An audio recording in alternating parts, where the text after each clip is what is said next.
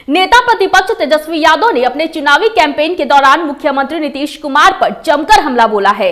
वहीं बक्सर कांड पर भी तेजस्वी यादव ने अपनी प्रतिक्रिया देते हुए कहा कि यह पूरा मामला जघन्य अपराध है। उन्होंने आगे कहा कि मुजफ्फरपुर का मामला हो या फिर गोपालगंज से जदयू विधायक अमरेंद्र पांडे की बात हो, हर जगह अपराध चरम पर है।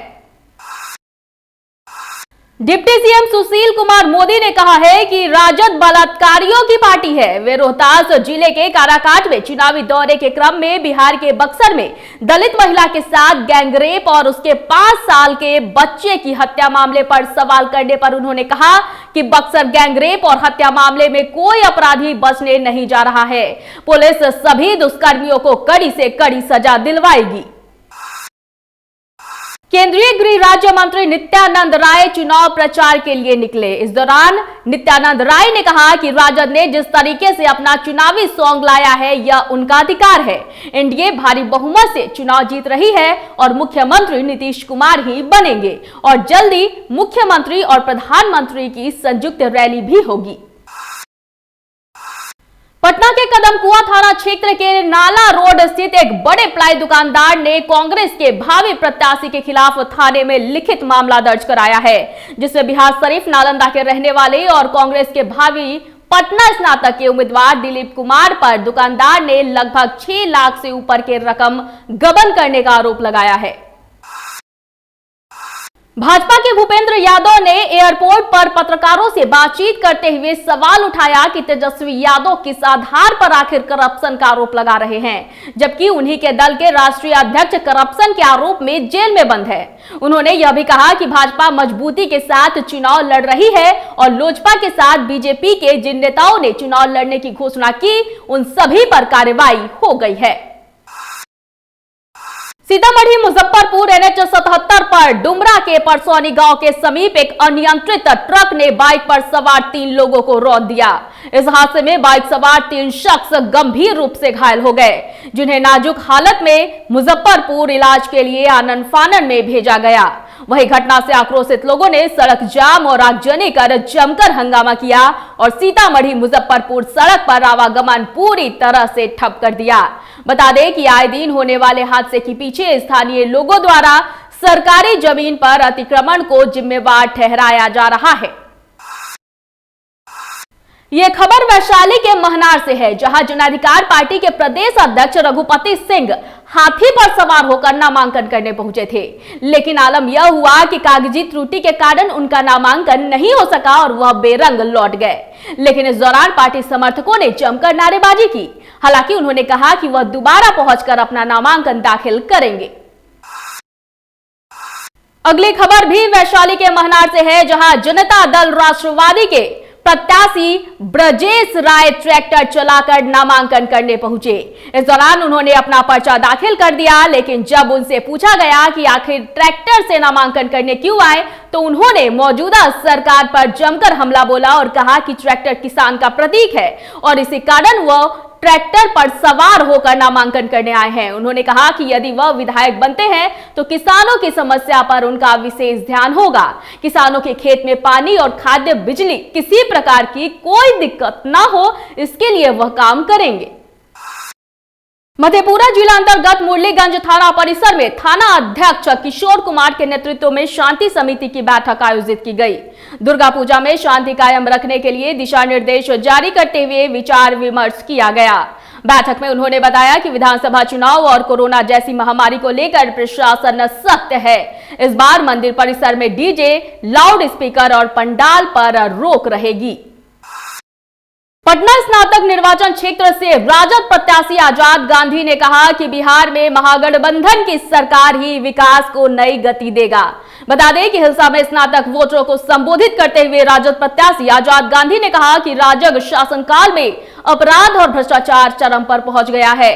रोजगार नहीं मिलने के कारण बिहार में शिक्षित युवाओं की तादाद बढ़ गई है। जब जब चुनाव आता है तब तक लोग भी अपनी समस्याओं का मुद्दा उठाते हैं।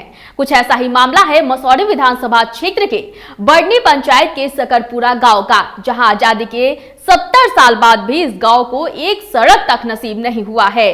ग्रामीणों का यह भी आरोप है कि स्थानीय विधायिका के द्वारा भी आज तक इस पर कोई पहल नहीं की गई है। पहले चरण के मतदान का समय जैसे जैसे नजदीक आ रहा है, वैसे वैसे राजनीतिक दलों के प्रत्याशी अपनी अपनी रणनीति तैयार करने में जुटे हैं। बता दें कि मसौढ़ी विधानसभा की जदयू प्रत्याशी नूतन पासवान का बड़नी पंचायत के सकरपुरा के ग्रामीणों द्वारा जोरदार स्वागत किया गया। इसके साथ ही ग्रामीणों ने इस बार नूतन पासवान को ही मसौढ़ी विधानसभा क्षेत्र से जिताने का संकल्प लिया। बिहार की सर्वाधिक हॉट सीटों में शुमार मोकामा विधानसभा चुनाव काफी दिलचस्प मोड़ पर पहुंच गया है। अहम चुनावी मुद्दों को लेकर चाय पर चौपाल में लोगों की राय भी खुलकर सामने आ रही है। बेरोजगारी, शिक्षा, टाल क्षेत्र में जल जमाव जैसे मुद्दों को लेकर आम जनता मतदान की ख्वाहिश रखती है। मोकामा नगर परिषद क्षेत्र के मोदनगाछी मोहल्ला से चाय की चौपाल पर आम लोगों की सुनिए अहम राय। पीरपैंती विधानसभा क्षेत्र के भाजपा प्रत्याशी ललन पासवान ने अपना नामांकन का पर्चा दाखिल किया है, जिसमें पीरपैंती विधानसभा क्षेत्र के काफी संख्या में जनता मौजूद रही। मौके पर ललन पासवान ने पत्रकारों को संबोधित करते हुए कहा कि इस बार अगर वो जीतेंगे तो जनता के लिए हर संभव काम करेंगे और पीरपैंती विधानसभा क्षेत्र से जीत का भी दावा उन्होंने किया है। बिहार विधानसभा चुनाव 2020 को लेकर जमुई के चारों विधानसभा क्षेत्र में सुरक्षा के कड़े इंतजाम कर दिए गए हैं। इसी को लेकर सिकंदरा विधानसभा में थाना प्रभारी ध्रुव कुमार ने सीआरपी के सब इंस्पेक्टर कृष्ण मोहन के साथ मिलकर सिकंदरा विधानसभा के विभिन्न चौक और बाजारों में फ्लैग मार्च किया और आने जाने वाली गाड़ियों की गहनता से जांच भी की। अंतर्राष्ट्रीय आपदा न्यूनीकरण दिवस के मौके पर सेमिनार का आयोजन किया गया। वहीं मगध विश्वविद्यालय के कुलपति प्रोफेसर राजेंद्र प्रसाद विशिष्ट अतिथि ने दीप प्रज्वलित कर शुभारंभ किया। इस मौके पर कुलपति द्वारा विद्यार्थियों एवं शिक्षकों के सर्वांगीण विकास के लिए महाविद्यालय पत्रिका, प्रतिभा सृजन और कलात्मक उत्थान के लिए कला संगम सांस्कृतिक समूह की शुरुआत की गई। वहीं अंत में मगध यूनिवर्सिटी के कुलपति और कॉलेज के प्राचार्य ने पौधारोपण भी किया। अररिया में तीसरे चरण में 7 नवंबर को चुनाव होना है, जिसको लेकर जिले के 6 विधानसभा क्षेत्रों के लिए नामांकन की प्रक्रिया प्रारंभ हो गई है। पहले दिन जिले में एक भी नामांकन नहीं हुआ है। जानकारी देते हुए डीएम ने बताया कि 6 विधानसभा क्षेत्रों के नामांकन को लेकर 6 निर्वाची पदाधिकारी है, जिनके कार्यालय में कोई भी प्रत्याशी 13 से 20 अक्टूबर तक अपना नामांकन कर सकते हैं।